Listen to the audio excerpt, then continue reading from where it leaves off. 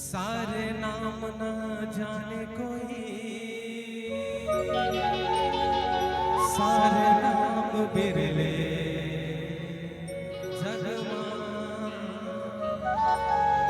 सत्य नाम तन मन में बसे, सतगुरु बसे रग रग मां। ऐसा गुरु लम करो प्रणाम, हो जपो दिन सबके बनैया तय गुरु, आके मोर बना दे। तोला वाला थो हृदय ले राजा मोर, आके हृदय मां समावे। तीनों लोके तीनों भुवन मां, नाम चलत है राजा।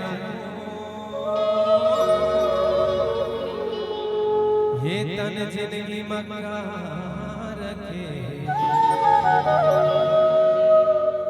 सब अर्पण है शरण मां।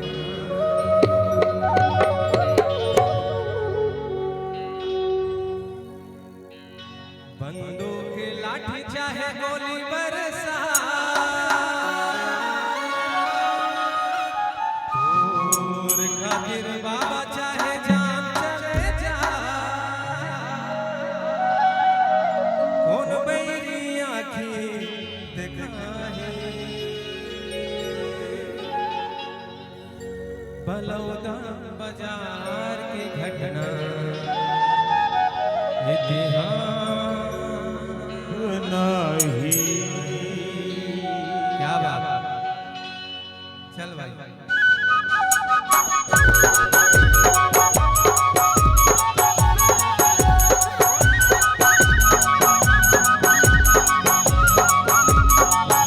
एक साथ ताली बजा के बोले परम पूज्य घासीदास बाबा की।